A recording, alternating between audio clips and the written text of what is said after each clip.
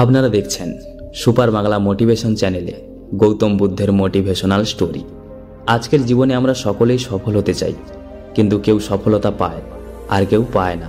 আসলে সফল হতে গেলে আমাদের কি কি থাকা উচিত এবং কোন কোন বিষয়ের উপর লক্ষ্য রাখা উচিত তা অবশ্যই জানা প্রয়োজন। তাহলে আমরা জীবনে সফল হতে পারবো। আপনি যদি সফল হতে চান তাহলে ভিডিওটি সম্পূর্ণ দেখবেন। একদা গৌতম বুদ্ধ তার শিষ্যদের সাথে বসেছিলেন। তিনি বললেন, জীবন একটি দীর্ঘ পথ চলা। এই পথে আমরা অনেক বাধা বিপত্তির সম্মুখীন হব, কিন্তু আমরা যদি সাহস ও দৃঢ়তার সাথে এগিয়ে যাই তাহলে আমরা অবশ্যই সফল হব। একজন শিষ্য বলল, কিন্তু প্রভু, আমরা যখন কঠিন সময়ের মধ্য দিয়ে যাই তখন আমাদের সাহস থাকে না। গৌতম বুদ্ধ বললেন, সেই সময় আমাদের মনে রাখতে হবে যে আমরা একা নই।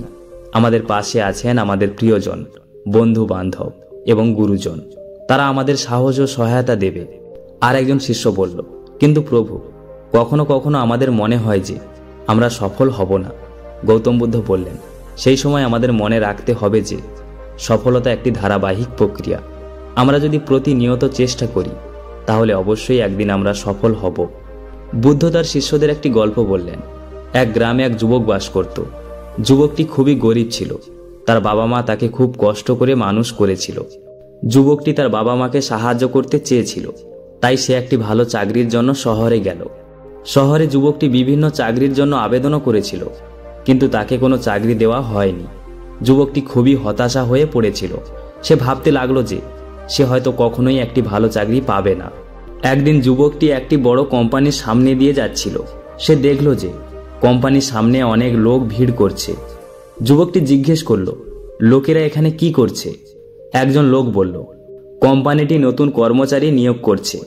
যুবকটি কোম্পানির ভিতরে গেল। সে চাকরির জন্য আবেদন করল। কোম্পানির ম্যানেজার যুবককে পরীক্ষা করল। পরীক্ষায় যুবক ভালো রেজাল্টও করল। ম্যানেজার যুবককে চাকরি দিল। যুবকটি খুবই খুশি হলো। সে মনে মনে বলল, আমি কখনোই হাল ছাড়ব না। আমি আমার লক্ষ্য অর্জন করব। যুবকটি খুবই পরিশ্রমী ছিল। সে তার কাজ খুব ভালো করে করত। তার বস তার কাজের প্রতি খুব খুশি হয়ে যুবককে কোম্পানির উচ্চ পদে উপনীত দেওয়া হলো। যুবকটি তার বাবা মাকে সাহায্য করতে লাগলো। সে তার বাবা মা এবং তার থাকার জন্য একটি ভালো ঘরও কিনল। যুবকটি তার জীবনে সফল হলো, কিন্তু সে সফলতার জন্য কঠোর পরিশ্রম করেছিল। সে তার লক্ষ্য এবং উদ্দেশ্য অর্জনের জন্য কখনোই হাল ছাড়েনি। জীবনে সফল হতে হলে আমাদের অবশ্যই কঠোর পরিশ্রম করতে হবে, কিন্তু কঠোর পরিশ্রম ছাড়াও আমাদের অবশ্যই সঠিক লক্ষ্য এবং উদ্দেশ্য থাকতে হবে। একজন শিষ্য বলল, ভগবান, সঠিক লক্ষ্য এবং উদ্দেশ্য কিভাবে নির্ধারণ করব? বুদ্ধ বললেন, এটা নির্ভর করে তোমার জীবনে তুমি কি অর্জন করতে চাও তার উপর। তুমি যদি একজন ভালো মানুষ হতে চাও তাহলে তোমার লক্ষ্য হবে অন্যদের সাহায্য করা। তুমি যদি একজন সফল ব্যবসায়ী হতে চাও তাহলে তোমার লক্ষ্য হবে একটি সফল ব্যবসা প্রতিষ্ঠা করা। তুমি যদি একজন ভালো ছাত্র হতে চাও তাহলে তোমার লক্ষ্য হবে ভালো ফলাফল অর্জন করা। কিন্তু বুদ্ধ বললেন, সঠিক লক্ষ্য এবং উদ্দেশ্য নির্ধারণ করাই যথেষ্ট নয়। আমাদের অবশ্যই সেই লক্ষ্য এবং উদ্দেশ্য অর্জনের জন্য কঠোর পরিশ্রমও করতে হবে।